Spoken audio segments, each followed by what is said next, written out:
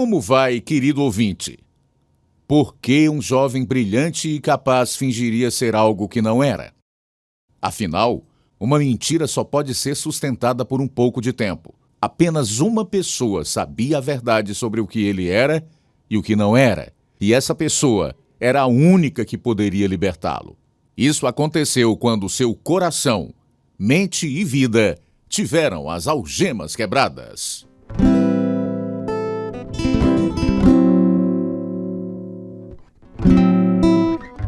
Proclamando as boas novas por meio de histórias verdadeiras, este é o programa Algemas Quebradas.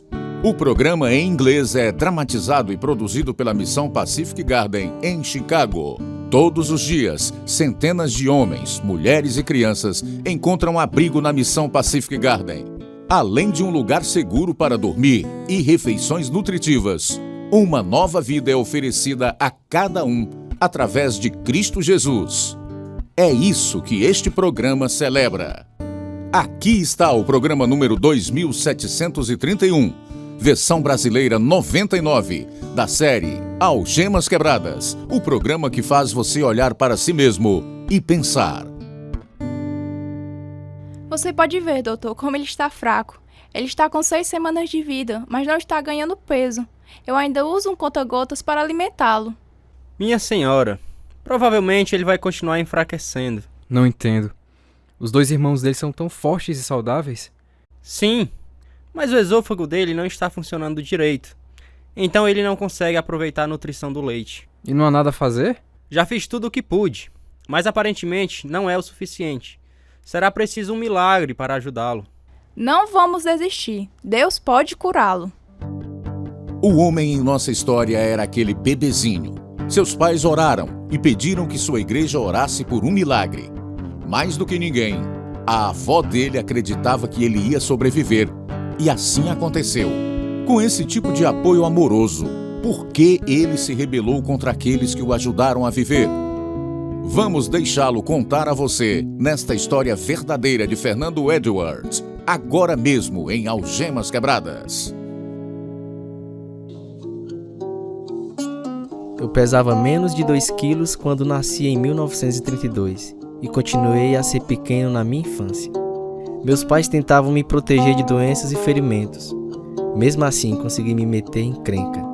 No ensino fundamental, meu desejo por atenção estimulou um fluxo contínuo de travessuras em relação aos professores e administradores escolares. Um dia, um amigo e eu decidimos quebrar o tédio da vida escolar, acionando o alarme de incêndio. Enquanto as outras crianças saíam da sala de aula, ficamos no corredor segurando o bocal da mangueira de incêndio como 2 bombeiros iniciantes. O que está acontecendo? Fernando Edwards, o que você e o Davi estão fazendo? Vocês que começaram isso?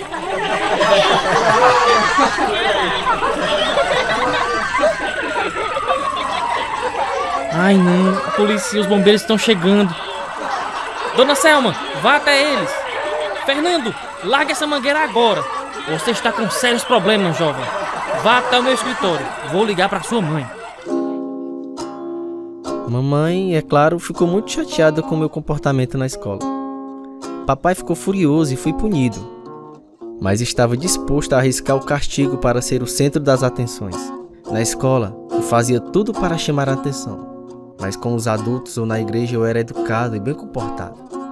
Meus pais eram cristãos, muito devotos, então nunca perdemos um culto. Seu solo de trompete foi muito bom, filho. Obrigado, pai. Sua mãe e eu estamos conversando e estamos muito orgulhosos de você, Fernando. Você está decorando muitos versículos e isso é muito importante. Procure apresentar-se a Deus aprovado. Olha, o pastor falou comigo sobre você se tornar membro da igreja, se você quiser. O que você acha? O que tenho que fazer para isso? Você será examinado pelo conselho da igreja. Mas eles conhecem você, então é mais uma formalidade. Deus conhece o seu coração. Então tornei-me membro da igreja porque conhecia as escrituras e sabia como responder às perguntas. Mas era tudo da boca para fora.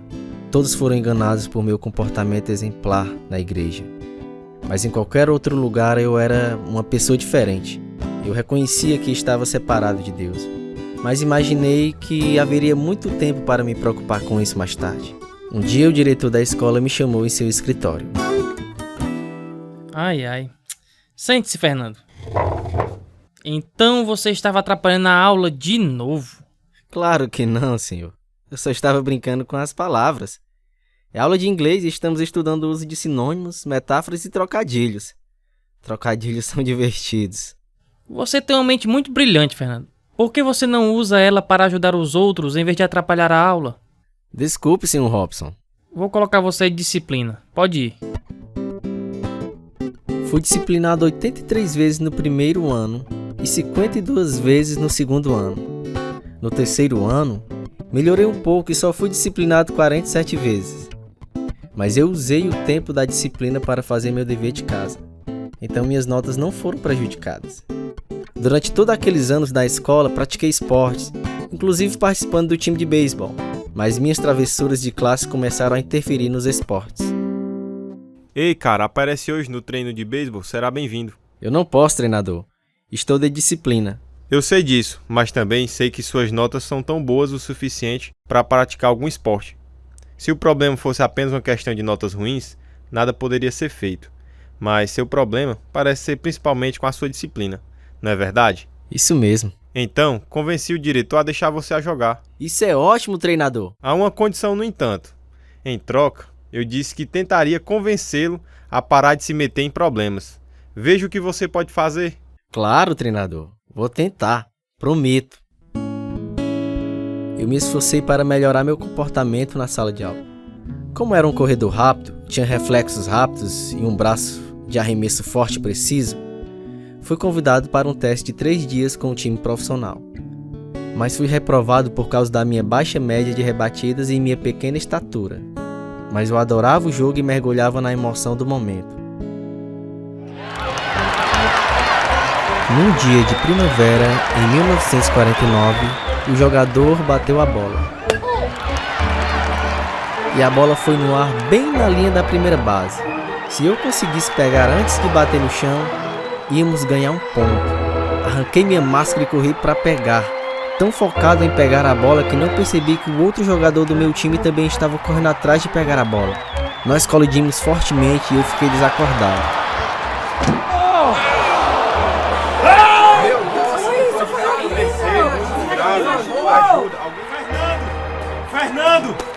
Fernando!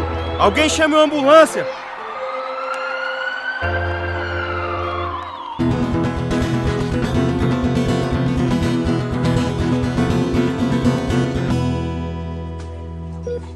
Bom dia, ele está bem? Já acordou?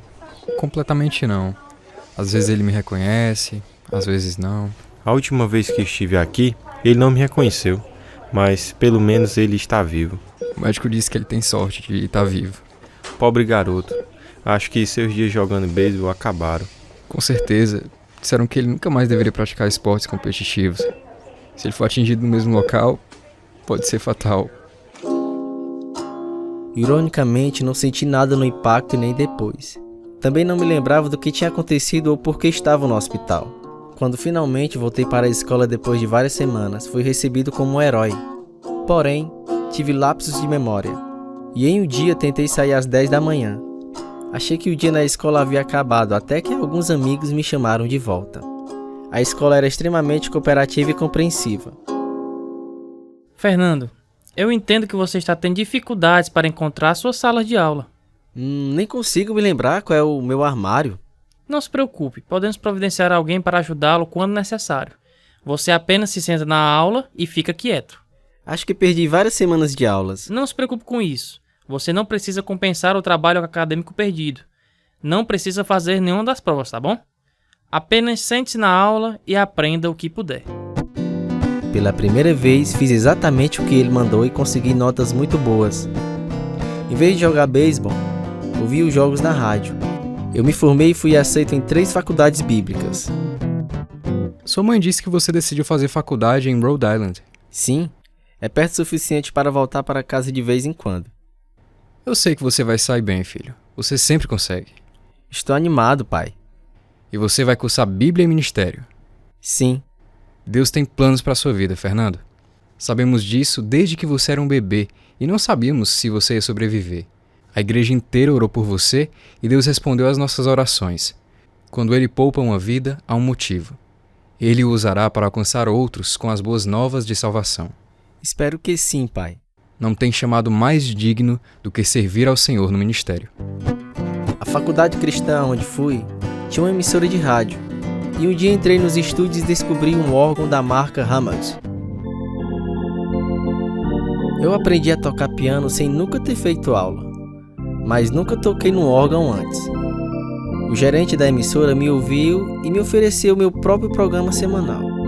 Ele me ajudou a me preparar e pouco tempo depois meu programa foi ao ar.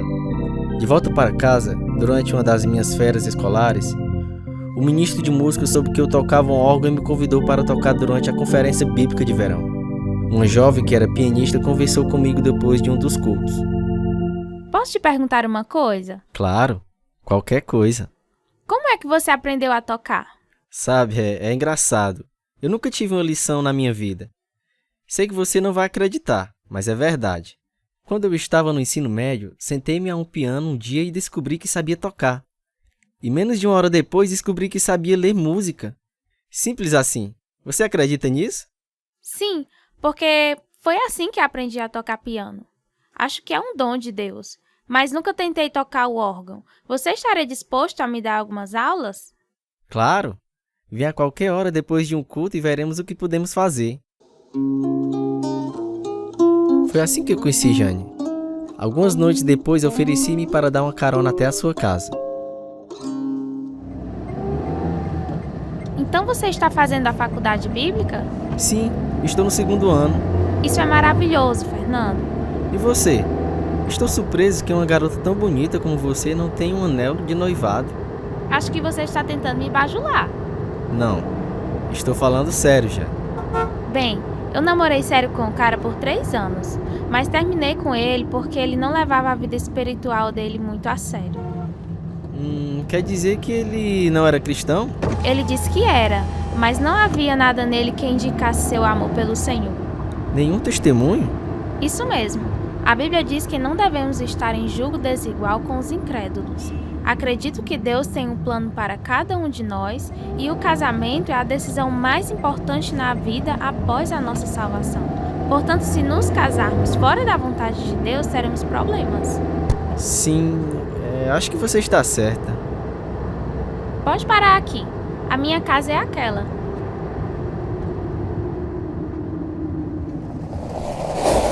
Meus pais ainda estão acordados. Você quer entrar e os conhecer? Vamos ficar aqui e conversar um pouco primeiro. Ok. O que eu estava dizendo? Ah, sim. Sobre estar em julgo desigual com os incrédulos. Prometi ao Senhor que nunca me casaria com um incrédulo. Prefiro ficar solteira. Sério? Com certeza. Você não concorda? Claro. Ei, vamos entrar agora e conhecer seus pais? Meu fingimento assumiu novas dimensões. Eu estava enganando uma garota que rapidamente me apaixonei. Preso entre meu amor por ela e meu próprio egoísmo e orgulho. Resisti teimosamente a todos os apelos para aceitar a salvação que Cristo oferece. Mais tarde, ficava pensando, não agora. Certamente não no meio de uma multidão. Eu não poderia expor minha condição perdida. Todos pensavam que eu já havia nascido de novo. Que bagunça.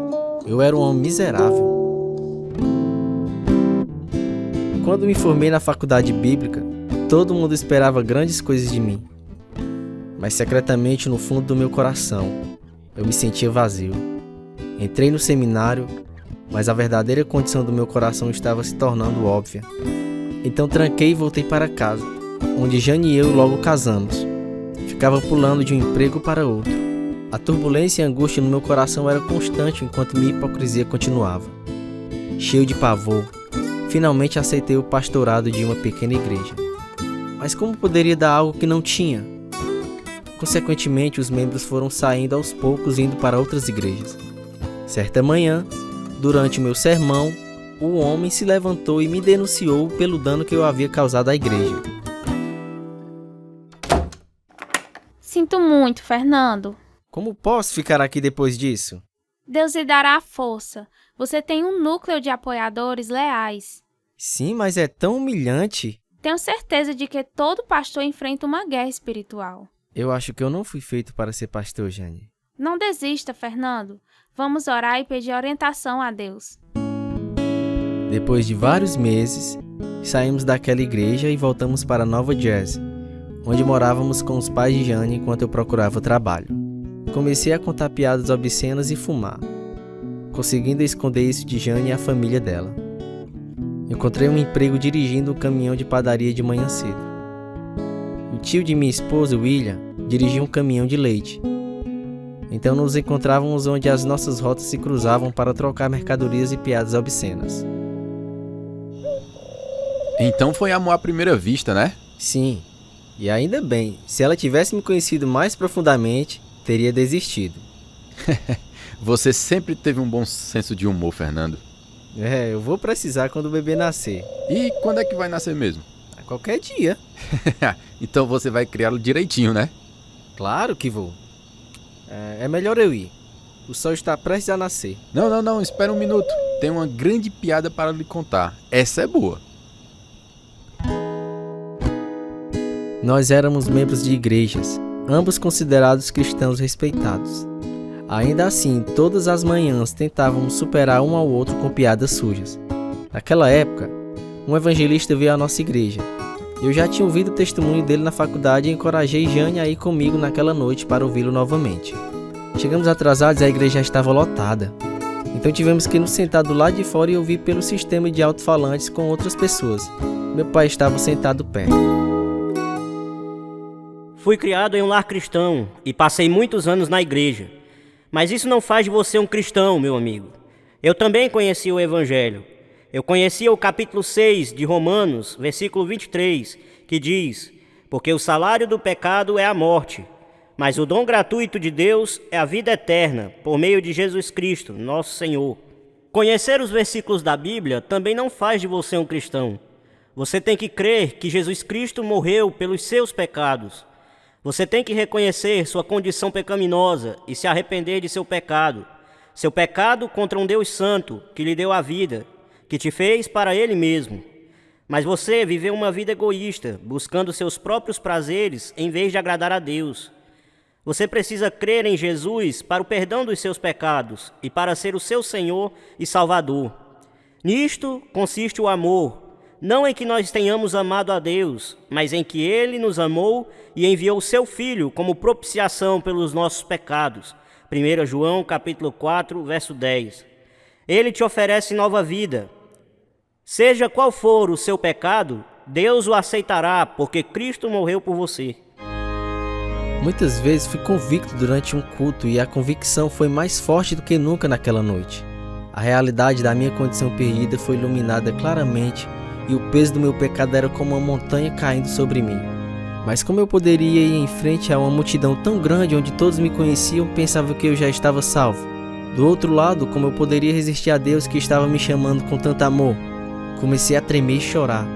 Eu estava fora de controle. Não costumo prolongar este convite, mas sinto que há mais alguém precisando receber esta grande salvação. Vamos esperar mais um momento antes de cantar a última estrofe. Fernando, você tá bem? Minha vida é uma mentira, Jane. Eu sou um hipócrita, um mentiroso. Fernando? É verdade. Eu sou um miserável pecador condenado ao inferno e preciso ser salvo. Vamos, filho. Eu vou com você. Foi uma longa caminhada de fora do prédio até o pastor. Mas meu pai viu minha angústia e foi comigo. Quando chegamos ao lado do pastor, eu estava chorando profundamente. Meu pastor ficou chocado, mas eu não me importava. Eu tinha que fazer as pazes com Deus. Confessei o meu pecado e me arrependi de todos os anos de mentira, hipocrisia e resistência a Ele. Eu orei. Ó Deus, tenho sido o pior pecador de todos. Todos esses anos fingi conhecê-lo e envergonhei o nome de Jesus e sua igreja. Ah, Senhor, eu sinto muito. Por favor, perdoe-me e entre em meu coração e me salve. Faça de mim uma nova criatura para que eu possa viver verdadeiramente para você. Amém. Fernando, ainda estou maravilhada. Por favor, me perdoe, Jane, por todos os anos em que fingi ser o que não era. Eu te perdoo, Fernando. Deus diz que seus pecados são lançados tão longe quanto o leste está do oeste. Você não tem ideia de como eu tenho me sentido infeliz. Mas eu era teimoso e orgulhoso demais para mudar. Deus sabia e não desistiu de você. É tão bom ser livre. Eu sinto vontade de gritar, sabe? Que idiota eu fui. Tenho que escrever para a faculdade e para o seminário para pedir perdão. Deus usará seu testemunho de uma maneira muito especial, Fernando. No dia seguinte, mal podia esperar para contar ao tio William. Enquanto esperava no cruzamento, orei a Deus para me dar as palavras para dizer a ele. Mas tio William não apareceu. Mais tarde, naquele dia, liguei para sua casa e perguntei se poderia visitá-lo. Sente-se, Fernando. Sua voz parecia estranha no telefone. O que há de errado? Tive uma experiência incrível ontem à noite, tio William. Fomos ouvir o evangelista em nossa igreja e ele deu seu testemunho. E depois fez um convite. Não pude mais resistir às convicções de Deus.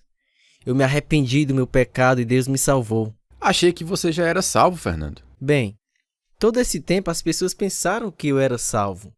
Mas eu sabia que não era. Eu sabia citar versículos da Bíblia, falar tudo sobre Deus.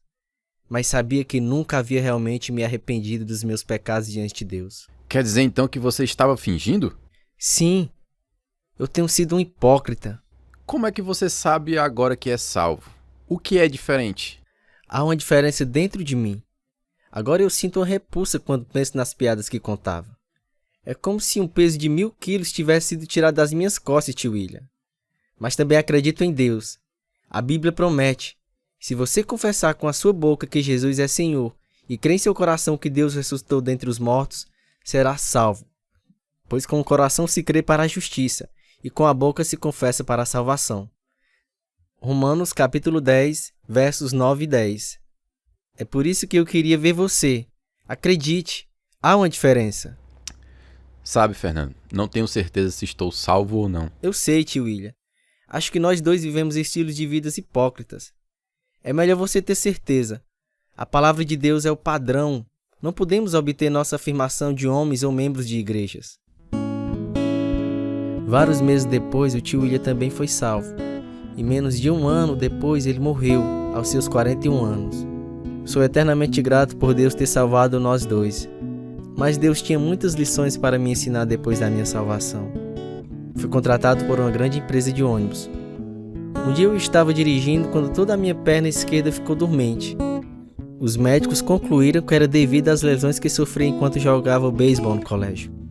Tive que fazer uma cirurgia no joelho aos 32 anos. Isso me deixou com 20% de deficiência. Então você está desempregado? Meus dias de motorista de ônibus acabaram, Jane. Mas a empresa vai te ajudar? Posso receber 6 meses de benefícios. Depois disso, seguro-desemprego por mais 2 meses. Mas quem vai me contratar com essa limitação? Deus não esqueceu de você, Fernando. Quando Ele fecha uma porta, Ele abre outra. Eu sei que Ele é fiel. Mas ainda me preocupo com 2 meninos para alimentar. Como eu não conseguia encontrar um emprego, Jane começou a trabalhar em uma loja de roupa. Enquanto ela ia trabalhar, eu trocava fraldas, limpava a casa e lavava a louça. Ganhamos uma nova apreciação pelo outro. 1 ano se passou e eu ainda mancava. Por que Deus não interveio? Um conselheiro da Comissão Estadual de Reabilitação teve uma ideia nova que compartilhei com Jane mais tarde. Ele sugeriu que você se torne um professor? O que você acha? Nunca imaginei uma coisa dessa, Jane. Tinha tanta dificuldade na escola que pensava que nunca poderia ensinar alguém. Bem, isso já faz muito tempo. O conselheiro disse que se eu estivesse disposto a me esforçar, o Estado poderia pagar minha faculdade de pedagogia. Sério? Isso é maravilhoso. Eles também vão me ajudar a conseguir um emprego na fábrica por enquanto. Fernando, isso vem do Senhor. Sim, eu sei, querida. Ele me deixou passar por essas provações porque estava me preparando para um novo tipo de trabalho, um que exigirá muita paciência. A mão de Deus em minha vida está mais evidente a cada dia. Minha alma clama, aleluia! Ele é tão maravilhoso. Ele supriu todas as nossas necessidades enquanto eu estudava para ser um professor de educação especial. Pela graça de Deus, consegui fazer um mestrado. Por meio do meu trabalho, alcançar os menos capazes com a sua graça salvadora.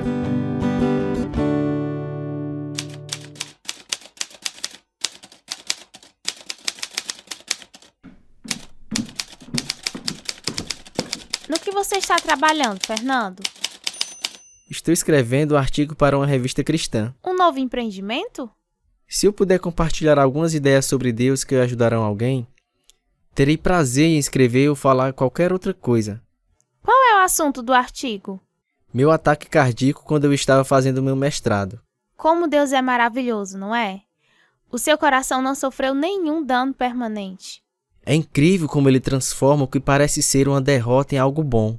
Sabemos que Deus age em todas as coisas para o bem daqueles que o amam, dos que foram chamados de acordo com o seu propósito. Romanos 8:28. Ele me aquietou durante um tempo e me mostrou como servi-lo discretamente, escrevendo artigos e mensagens. Deus tem nos cuidado e guiado durante toda a nossa vida, Jane. Porque somos criação de Deus realizada em Cristo Jesus para fazermos boas obras, as quais Deus preparou de antemão para que nós as praticássemos. Efésios 2:10. Meu pequeno ataque cardíaco foi há 30 anos. Deus me restaurou assim como curou o meu joelho. Mas ele usou ambas as crises para me levar a um novo tipo de serviço a ele. Depois de 27 anos lecionando, minha esposa e eu estamos aposentados. Mas ainda servimos ao Senhor com música e escrevendo artigos que falam da bondade de Deus. A maior cura, porém, ocorreu em agosto de 1959, quando Deus me deu um novo coração e transformou minha vida. E este é o testemunho. Deus nos deu a vida eterna, e esta vida está em seu Filho. Quem tem o Filho tem a vida. Quem não tem o Filho não tem a vida. 1 João capítulo 5, versículos 11 e 12. E você, amigo ouvinte? Você ainda está tentando seguir sozinho, quando poderia ter o Criador do Universo como seu conselheiro e amigo? Jesus veio para nos dar vida, e vida em abundância. Não deixe o inimigo de sua alma dissuadi-lo de vir a Ele agora. Apenas fale com o Senhor. A Bíblia diz em Romanos capítulo 10, versículo 13: todo aquele que invocar o nome do Senhor será salvo. Se você precisa de ajuda para tomar essa decisão por Cristo, você está convidado a entrar em contato com o Algemas Quebradas. Caixa Postal 1, Nova Russas, Ceará, Brasil. CEP 62.200-000. Este é o programa número 2731, versão brasileira 99. Participaram da verdadeira história de Fernando Edwards os seguintes atores: Mike Gomes, Israel Paiva, Jeremias Martins, Ulisses Azevedo, Inácio José, Caleb Martins, Laisla Souza, Max Fernandes, Lucas Araújo, Samily Martins. música original, Ismael Duarte, Heriberto Silva e Wesley Silva. Tradução e direção, Lina Gossen. Revisão, Pedro Henrique. Edição, João Lucas Barroso. E eu sou Luiz Augusto. Algemas Quebradas é produzido pela Missão Pacific Garden para mostrar, por meio de histórias verdadeiras, que se sua vida está vazia, ela pode ser cheia até transbordar. Escreva hoje. Missão Pacific Garden, 1458 Sul Canal Street, Chicago, Illinois, Estados Unidos, 60607. O endereço no Brasil: Algemas Quebradas, Caixa Postal 1, Nova Russa, Ceará. CEP 62.200-000.